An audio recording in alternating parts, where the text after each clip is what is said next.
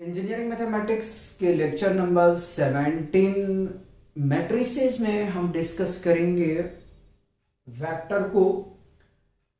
Vector में दो topic है, एक है हमारा एलडी लीनियरली डिपेंडेंट वेक्टर और दूसरा हमारे पास में एलआई लीनियर इंडिपेंडेंट वेक्टर।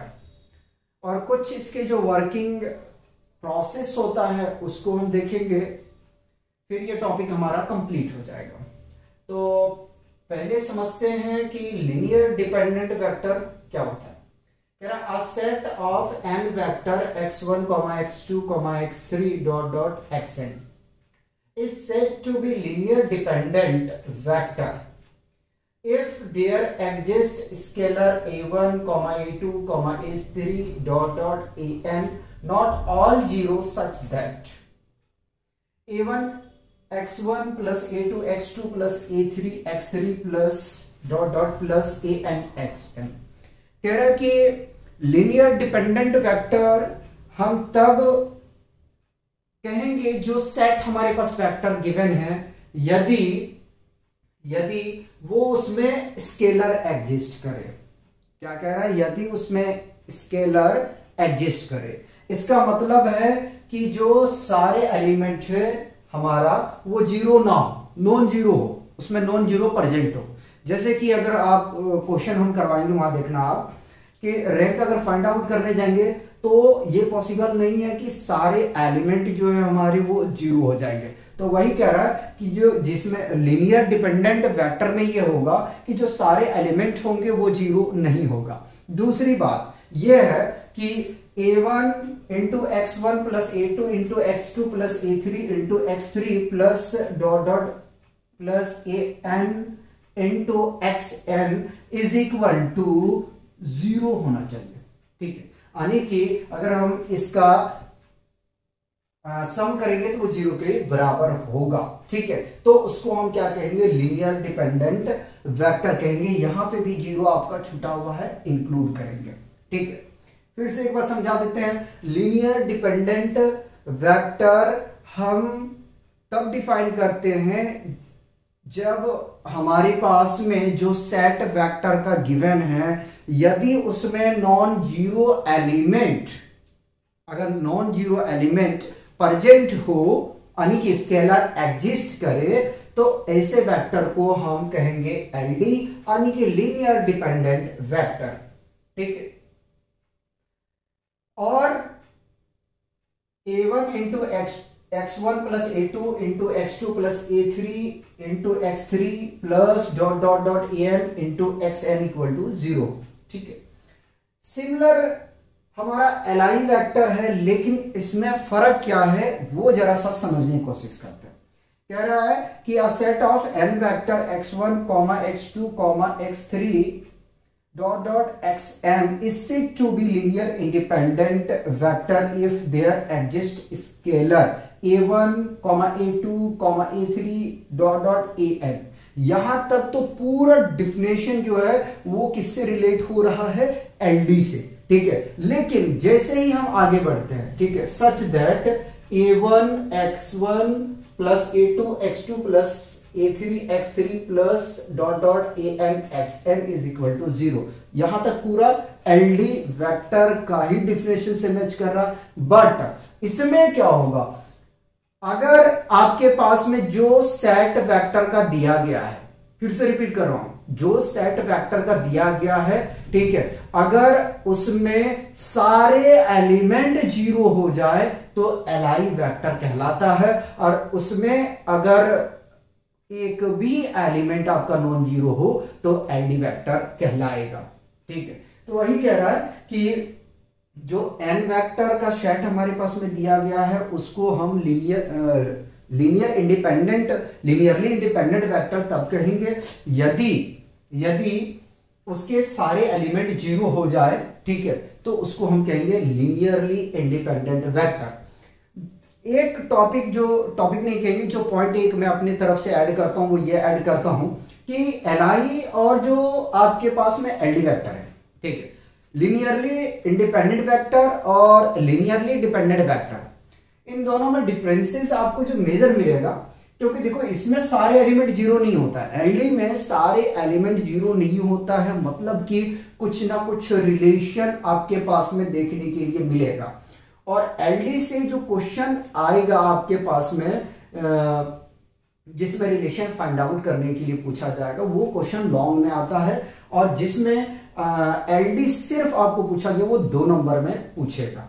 ठीक है, या तो हो सकता है दोनों रिलेशन आपसे पूछ ले। ठीक, तो इसमें क्या है कि रिलेशन बिटवीन एग्जिस्ट करेगा, रिलेशन हमें फाइंड आउट करना पड़ेगा। अब आ जाते हैं इसके वर्किंग रूल पे। ठीक है, वर्किंग रूल्स क्या है? सबसे पहले हम क्या करेंगे, सबसे पहले हम करेंगे कि कोफिशिएंट ऑफ मैट्रिक्स ए बनाएंगे। ठीक है, क्या करेंगे कि सबसे पहले जो हमारे पास सेट दिया हुआ है वेक्टर का, उसको हम क्या करेंगे, कोफिशिएंट ऑफ मैट्रिक्स बनाएंगे। सेकंड केस में हम क्या करेंगे, सेकंड जो हमारा रूल होगा या केस होगा, उसमें हम रैंक को फाइंड आउट करेंगे। क्या करेंगे, रैंक को फाइंड आउट करेंगे। थर्ड केस में हम क्या करेंगे, जस्टिफिकेशन करेंगे कि यदि rank number of vector, suppose that हमारे पास 4 वेक्टर दिया है, 3 वेक्टर दिया है, 3 वेक्टर दिया है, उससे हमारा रैंक 3 ही आ गया, तो हमारा लीनियरली इंडिपेंडेंट वेक्टर होगा। फिर से समझाते हैं, समझिएगा। अगर हमारे पास में 3 वेक्टर दिया हुआ है, ठीक है, x1 x2 दिया हुआ है, x1 मान लीजिए समथिंग है, और x2 मान लीजिए कि समथिंग है, और x3 मान लीजिए कि समथिंग है। ठीक है, और इन वेक्टर का जब हमने रैंक फाइंड किया तो नंबर ऑफ वेक्टर के बराबर हो गया, तो ऐसे जो वेक्टर कहलाते हैं वो कहलाते हैं हमारा लीनियरली इंडिपेंडेंट वेक्टर। और यदि हमारे पास में 3 वेक्टर दिया गया, ठीक है, वेक्टर का 3 सेट हमारे पास में दिया गया, ठीक है, और उसका रैंक, ठीक है, 2 आता है, 1 आता है, तो ऐसे वेक्टर को हम कहते हैं लीनियरली डिपेंडेंट वेक्टर।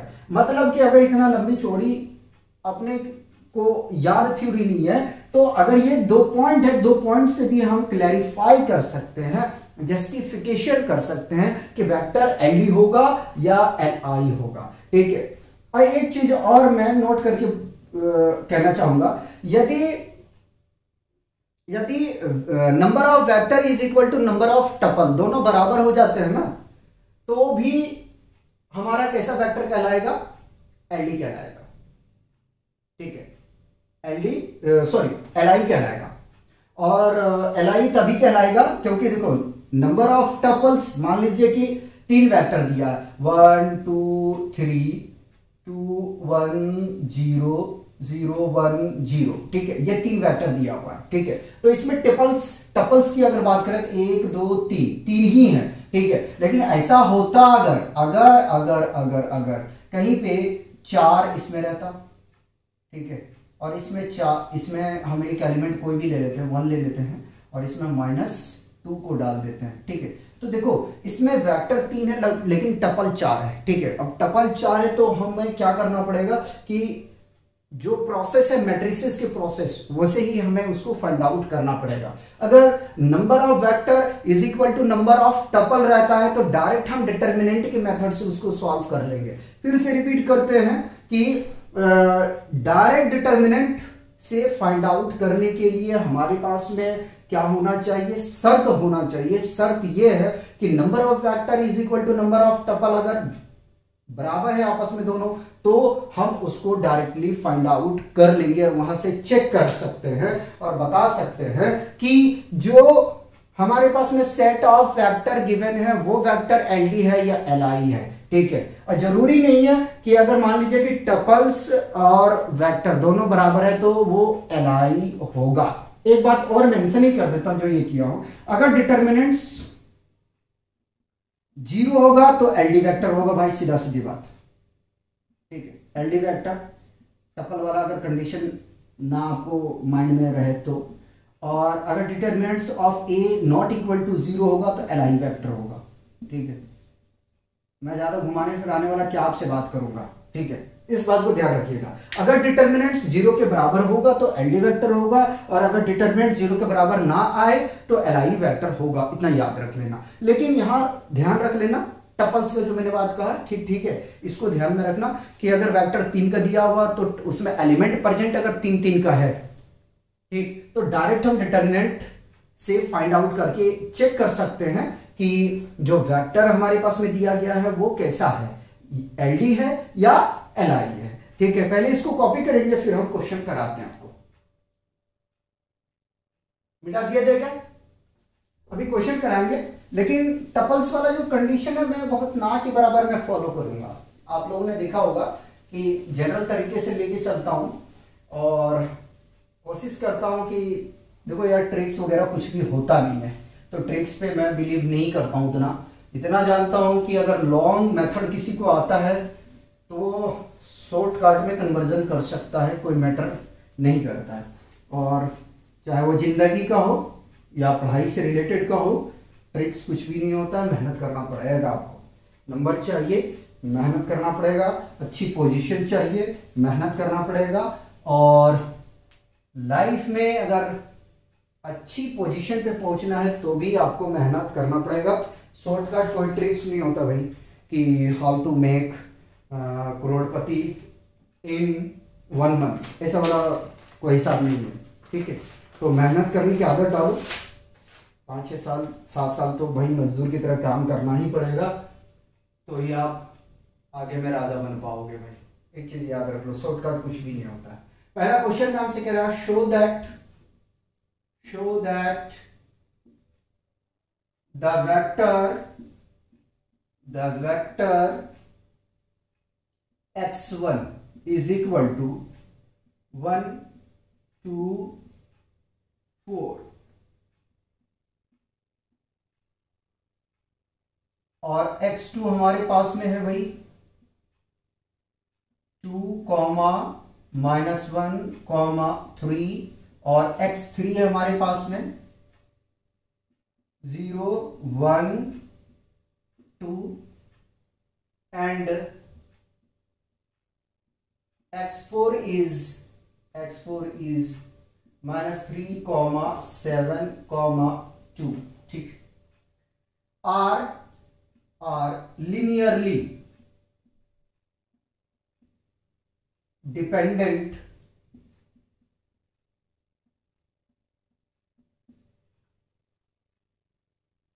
ठीक है, and find the relation between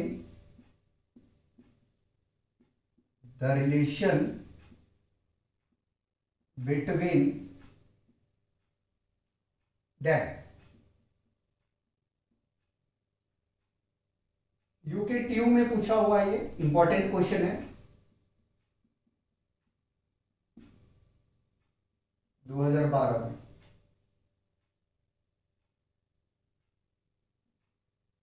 चलिए इसको सॉल्व करिए, इसके बाद में 2 क्वेश्चन और कराएंगे, ज्यादा कोई लंबा चौड़ा टॉपिक है नहीं यार। ये मिक्स करूंगा मैं, इसमें ब्लू का भी इस्तेमाल करने की कोशिश करूंगा। करें सॉल्यूशन, स्टार्ट करें सॉल्यूशन। सबसे पहले क्या करना है, कोफिशिएंट बनाना है। तो पहला क्वेश्चन है, मैं लिखता हूं कि x1 वेक्टर हमारे पास में गिवन है 1 2 4 और x2 वेक्टर हमारे पास में गिवन है 2, -1, 3। x3 वेक्टर हमारे पास में दिया गया है 0, 1, 2 और x4 वेक्टर हमारे पास में दिया गया है -3, 7, 2। सबसे पहले क्या करना है, कोफिशिएंट बनाना है। ठीक है यार, थोड़ा देख लूं मैं। ठीक, तो कोफिशिएंट बनाते हैं, कोफिशिएंट ऑफ मैट्रिक्स, कोएफिशिएंट है ऑफ मैट्रिक्स। क्या करना है, कोफिशिएंट ऑफ मैट्रिक्स बनाना है ए। देखो अब यहां से थोड़ा ध्यान दो, अब आपका मर्जी है, आप इसको कॉलम में डालें या रो में डालें। ठीक है, तो मैं कॉलम में रखूंगा। 1 2 4 2 -1 3 0 1 2 -3 7 2। ठीक है, अब इसको डायरेक्ट हम क्यों नहीं कर सकते थे डिटर्मिनेंट से? इसलिए नहीं कर सकते थे, अभी जिस टपल का हम लोग बात कर रहे थे, ठीक है, तो देखो यहां पे टपल्स 3 दिए हुए हैं और वेक्टर है 4। फिर से रिपीट कर रहा हूं, हमारे पास में जो टपल दिया हुआ वो कितना का 3 का दिया हुआ है और वेक्टर अपने पास में कितने हैं? 4 है। ठीक है, 4 है तो हम यहां पे डिटर्मिनेंट मेथड को यूज नहीं कर पाएंगे यार। ठीक है, उसके बाद में क्या करना है? अब अपने को रैंक फाइंड आउट करना है। क्या करना है? रैंक करना है। ठीक है, तो सबसे पहले मैं R2 और R3 को 0 करता हूं, तो R2 में ऑपरेशन कर रहा हूं R2 minus 2 times of R1 और R3 में ऑपरेशन कर रहा हूं R3 minus 4 times of R1। ठीक है, तो देखो क्या मिलेगा यहां से। मैं पहले रो को तो कुछ भी नहीं किया तो कॉपी कर रहा हूं 1 2 0 माइनस 3, ये मिल जाएगा भाई 0। ठीक है, ये मिल जाएगा 0। ठीक है, 1 माइनस 1 है और ये माइनस 4 माइनस 5। ठीक है, 0 यानी कि ये 1 ही रहेगा और यहां से मिल जाएगा 7 7 और 2 2 यानी कि 2 3 जा 6 माइनस माइनस प्लस, यह आ जाएगा 13।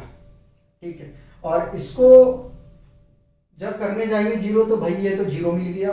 ठीक है, और 3 और माइनस 8 यानी कि माइनस 5 आ जाएगा। ठीक, आगे में यहां से मल्टीप्लाई इसको करेंगे तो ये 0 यानी कि ये 2 ही रहेगा। ठीक है, 7 और ये आ जाएगा 4 दिया 12। ठीक है, 7 और 12 19 प्लस का। ठीक है, हमें क्या करना है? ये एलिमेंट 0 करना है। ये जहां तक हो वहां तक करेंगे। तो और कुछ कर सकते हैं, और कुछ कर सकते हैं क्या? तो ऐसा करें कि R3 में ऑपरेशन कर देते हैं R3 और मैं प्लस कर दूं प्लस करने से कोई बात नहीं बनेगा, माइनस कर दूं R2 को। ठीक है, ये माइनस माइनस प्लस हो जाएगा, ये माइनस रहेगा, ये 0 हो जाएगा। ठीक है, 1 2 0 माइनस 3 0 माइनस 5 1 13 0 0। ठीक है, 2 और माइनस 1 1 आ जाएगा। ठीक है, और 19 माइनस 30 तो 5 बचना चाहिए, है ना? 6 बचना चाहिए, 6 बच रहा है यहाँ पे। ठीक, ये आ गया। ठीक, यहीं तक काम करेंगे, इससे ज्यादा कुछ नहीं करेंगे। जरा चेक कर रहा हूँ 0 तो सॉरी कटा तो नहीं। ठीक, अब यहां तक काम करने के बाद में अब हमें करना क्या है? तो अब करना यह है, इसके बाद में 1 मिनट जरा रुक जाना।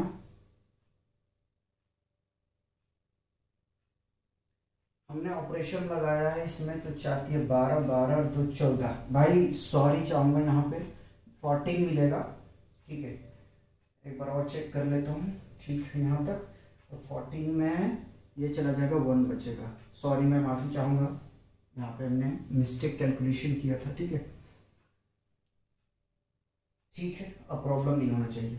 उसके बाद में अब क्या करना है यार? अब आपको करना यह है कि इस एलिमेंट से, उससे पहले मैं एक बात और लिखना चाहूंगा कि वी नो दैट, जिसको मुझे पहले लिखना चाहिए, we know that a1 x1 plus a2 x2 plus a3 x3 plus a4 x4 is equal to 0। ठीक है, इसे हम इक्वेशन 1 कहते हैं। ठीक है, ये सबसे पहले आपको काम करना है। मेरे जहन से ये ना माइंड से निकल गया था ये बात। ठीक, नाउ अब ये जो भी हमारे पास में आया हुआ है रिंग, इससे हम क्या बना लेते हैं? a1 plus 2 times of a2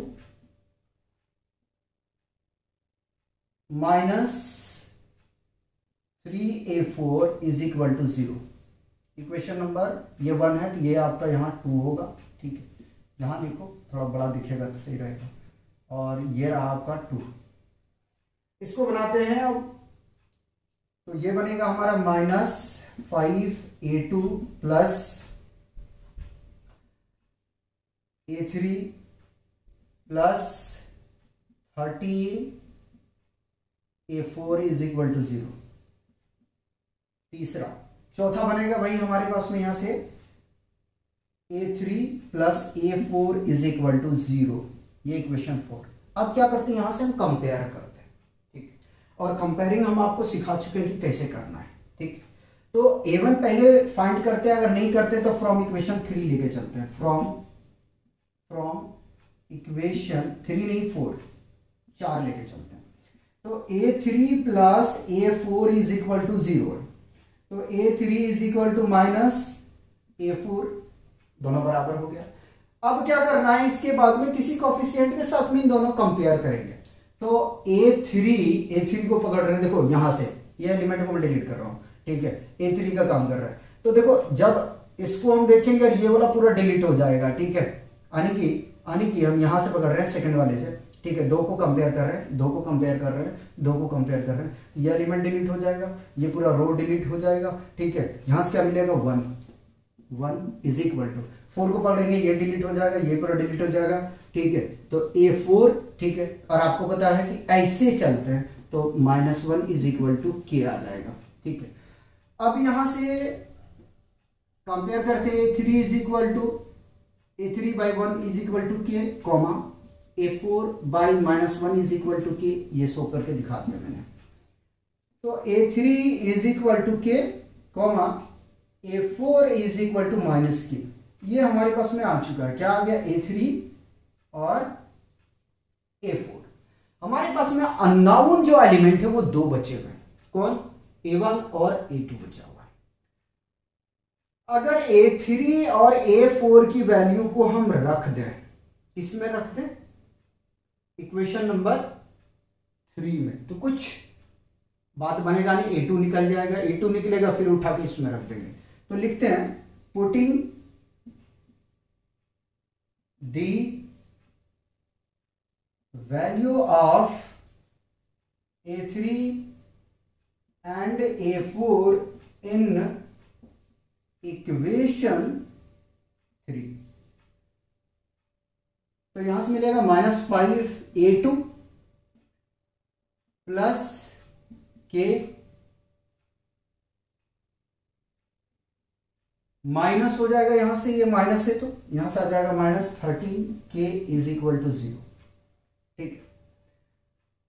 -5a2 इसको जब सब्ट्रैक्ट करोगे तो -12k आ जाएगा, -12k is equal to 0, -a2 is equal to, इसको राइट में लेके जाओ तो +12k आ जाएगा, और 5 को अगर इधर शिफ्ट करने जाओगे तो यहां से मिल जाएगा a2 is equal to -12k by 5। आगे यहां तक बताइए, यहां तक कोई कंफ्यूजन है तो पहले कॉपी करो, कॉपी कर लीजिए।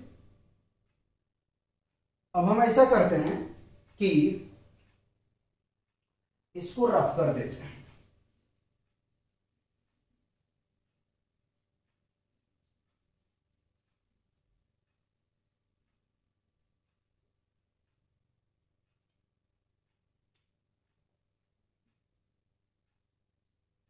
ये हमें पता चल चुका है भाई, ये दोनों को हमने कर चुके हैं, ठीक है। अब इन तीनों की वैल्यू इक्वेशन 1 में रखते हैं, putting the value of a2, a3 and a4 in equation 2। 2 में रख रहे हैं, 2 में रख रहे हैं, 2 में रखेंगे भाई तो यहां से मिल जाएगा हमें a1, अच्छा मिस्टेक किया हमने, a2 और किसको रखना है, a4 को रखना है, a2 एंड a4। तो a2 का वैल्यू आया हुआ है 2 × -12k/5, A4 का जो वैल्यू है वो माइनस है, ठीक है, तो -3 इंटू माइनस के इज इक्वल टू 0। थोड़ा सा सॉल्व करते हैं तो A1 आ जाएगा हमारे पास में, A1 -24 के बाई 5 और यहाँ से +3 के इज इक्वल टू 0 मिल जाएगा। ठीक है, थोड़ा सा सॉल्व करते हैं इसको, तो एलसीएम ले लेते हैं। एलसीएम लेंगे तो यहाँ से हमें मिल जाएगा 5, ये मिल जाएगा 5A1 -24 के +3 के इज इक्वल टू 0। 5 को इधर शिफ्ट करोगे तो क्या मिल जाएगा, 0 मिल जाएगा। ठीक है, तो 5A1 और इसको सब्ट्रैक्ट करेंगे -21 के इज इक्वल टू 0। फाइनली हमें यहां से मिल जाएगा 5A1 इज इक्वल टू +21 के और A1 इज इक्वल टू 21/5 के। ठीक है, ये सारे वैल्यू आ गए। अब उठा के कहां रखना है आपको, इस इक्वेशन में रखना है, इस इक्वेशन में। ठीक है, रख दूं, थोड़ा सा कैलकुलेशन करना पड़ेगा हमें और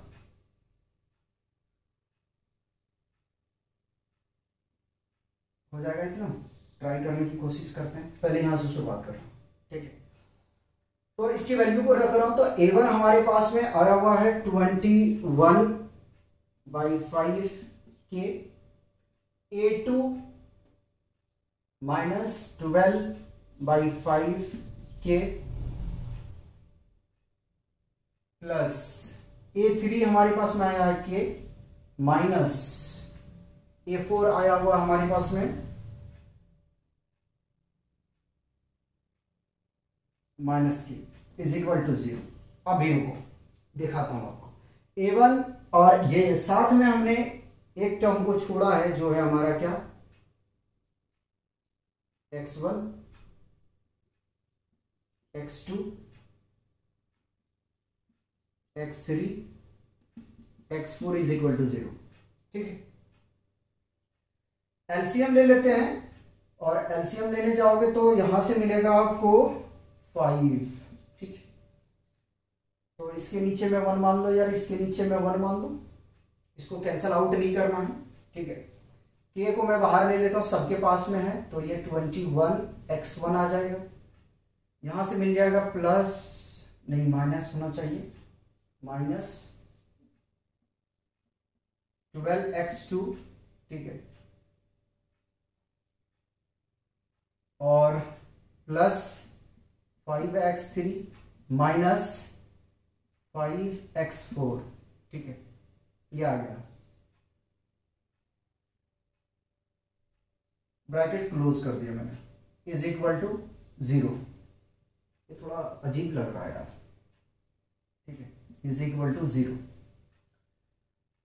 के को पहले 5 को उधर शिफ्ट कर देंगे तो यह आ जाएगा k times of -21x1 -12x2 plus 5x3 minus 5x4 is equal to 0। K को राइट पे शिफ्ट करोगे तो फाइनली आपको यहां से मिल जाएगा 21x1 -12x2 plus 5x3 minus 5x4 is equal to 0। तो ये रिलेशन आया हमारा जो हमें रिलेशन फाइंड करना था। ठीक है, थोड़ा सा इसको जो है सजा के थोड़ा सा आगे बढ़ा देते हैं। मैट्रिक्स तो मिटा दिए यार।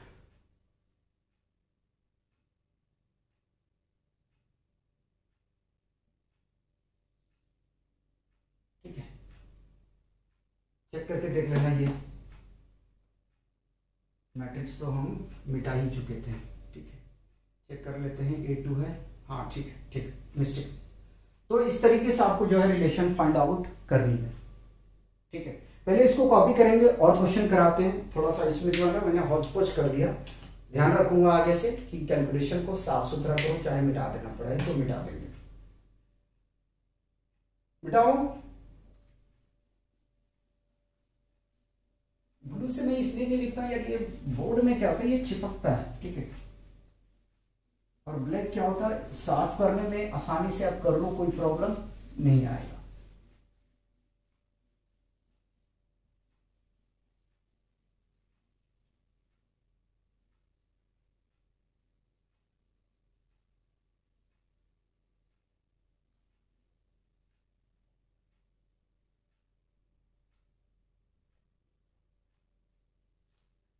ये भी इंपॉर्टेंट क्वेश्चन है, जो भी करवाऊंगा इंपॉर्टेंट ही करवाऊंगा। क्वेश्चन 2 में हमसे कह रहा है find the value of lambda for which the vectors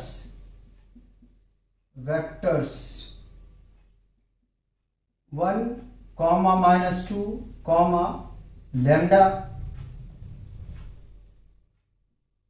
2, -1, 5, comma बीच में लगा देता हूं, ठीक है, and 3, -5, 7 lambda are linearly dependent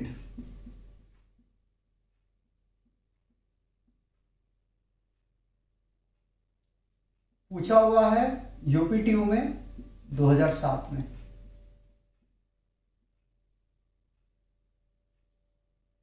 question 2 में हमसे कह रहा है कि find the value of lambda, ठीक है, और वेक्टर हमारे पास में 3 गिवन है। तो क्या करना है, सबसे पहले आपको तो करना है कि भाई कोफिशिएंट बनाओ, ठीक है।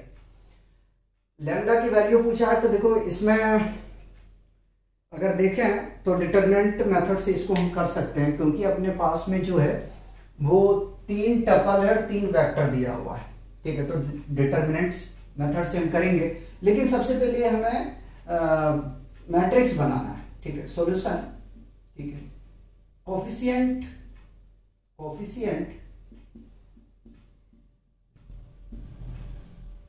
ऑफ मैट्रिक्स E, तो कोफिशिएंट बनेगा हमारा यहां से, पहले वाले वेक्टर को मैं फर्स्ट कॉलम में ले लेता हूं, सेकंड वाले वेक्टर को सेकंड कॉलम में, थर्ड वाले वेक्टर को थर्ड कॉलम में ले लूंगा, ठीक है। ये मैट्रिक्स बना दिया, ठीक है। अब चूंकि नंबर ऑफ टपल्स और नंबर ऑफ वेक्टर आपस में बराबर है, तो डायरेक्ट इसको हम क्यों ना डिटरमिनेंट मेथड से सॉल्व कर लेते हैं। तो हमें पता है कि determinant of A is equal to 0 होगा, ठीक है, क्योंकि यहां देखो लिनियरली डिपेंडेंट कहा भी है नहीं कहा, तभी चेक कर लेंगे, ठीक है। तो यही तरीका अपने को सॉल्व करने का, इसकी वैल्यू निकालने के लिए लैम्डा का। तो जो मैट्रिक्स है उसको परिवर्तन कर देंगे, हम चेंज कर देंगे डिटरमिनेंट्स में। तो लीजिए हमने चेंज कर दिया, 1, 2, 3, -2, -1, -5 lambda 5, 7 lambda is equal to 0, ठीक है, इज इक्वल टू 0। अब क्या करना है, तो इस एलिमेंट को और इस एलिमेंट को डिलीट कर देंगे, जो बचेगा हम उसको प्रोडक्ट कर देंगे। देखो बचा आपके पास में क्या, -1, -5, 5 और 7 लैम्डा। तो पहले इसको हम प्रोडक्ट करते हैं, तो -7 लैम्डा आ जाएगा, और माइनस होता है यह जगह -25 तो +25 कर देता हूं, ठीक है। A11 एलिमेंट हमारा क्लियर हो गया। ये माइनस होता है, चलो -2 लिख दिया। आगे में चलो, ये डिलीट हो जाएगा, ये डिलीट हो जाएगा, तो 7 दूनी 14, -14 लैम्डा, और यह जाएगा +5 लैम्डा। आगे में चलेंगे, +3 होता है, ठीक है। तो ये पूरा डिलीट हो जाएगा, ये डिलीट हो जाएगा, तब ये आ जाएगा -10 और माइनस लैम्डा प्लस लैम्डा आ जाएगा, इज इक्वल टू 0, ठीक है। आगे भी चलेंगे। अब इसको प्रोडक्ट करने जाएंगे तो यह आ जाएगा -7 लैम्डा +25, और इसको सब्ट्रैक्ट कर दें, क्या सब्ट्रैक्ट करेंगे तो -2 इंटू 9 लैम्डा आ जाएगा माइनस का, और यहां से मिल जाएगा -30 +3 लैम्डा इज इक्वल टू 0, ठीक। -7 लैम्डा और इसको अगर घटाने के लिए जाएंगे, पहले इसको देख लेते, तो यह आ जाएगा माइनस प्लस 18 लैम्डा और plus 3 lambda minus 5 is equal to 0। ठीक है, माइनस 7 लैम्डा इन दोनों जोड़ेंगे भाई तो 21 लैम्डा आ जाएगा और माइनस 5 इज इक्वल टू 0। इसको सब्ट्रैक्ट कर देंगे तो 14 लैम्डा आ जाएगा बराबर 5, तो लैम्डा बराबर क्या आ जाएगा 5/14। Hence the required value of lambda is, hence the required value of lambda is 5/40। ठीक है, ये लैम्डा का वैल्यू आ गया। ठीक, 2 नंबर का क्वेश्चन है, इससे ज्यादा आपको क्या करना पड़ेगा, कुछ भी नहीं करना है। ठीक, एक क्वेश्चन और करवाते हैं, पहले कॉपी करेंगे। क्वेश्चन 3 में हमसे कह रहा है if x1 is equal to 3, 1, -4, x2 is equal to 2, 2, -3 और x3 हमारे पास में 0, -4, 1, show that the vector x1, x2 and x3 are linearly dependent. हमारे पास 3 वेक्टर दिया गया है और शो करना है कि जो वेक्टर दिया गया है वो एलडी है। ठीक है, आइए तो सबसे पहले तो मैं कोएफिशिएंट ऑफ मैट्रिक्स बनाता हूं,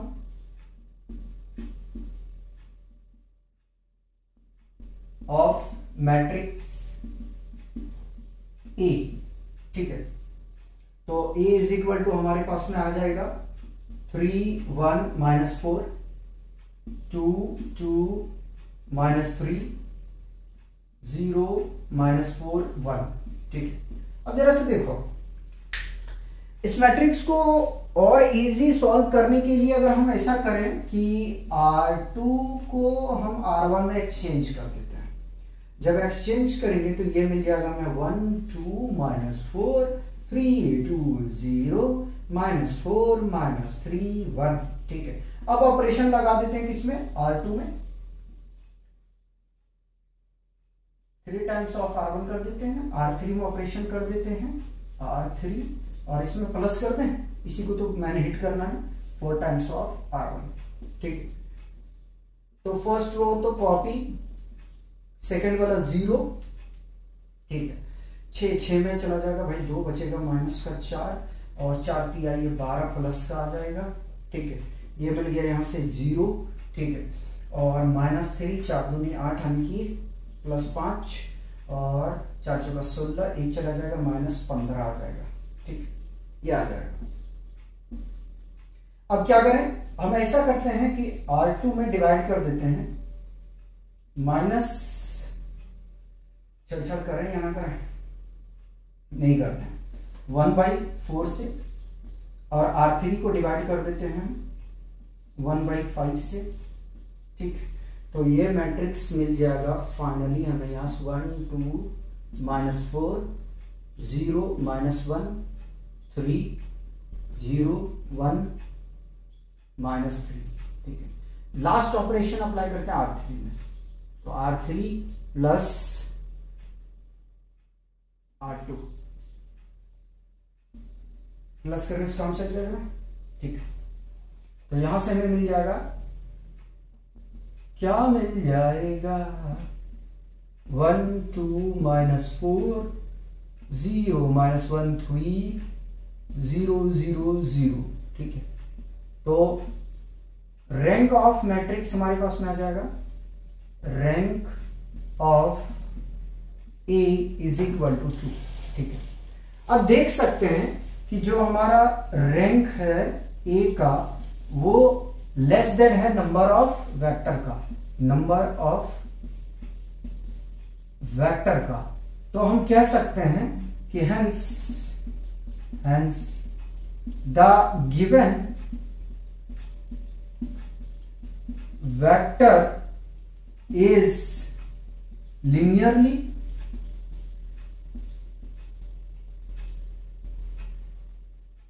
dependent।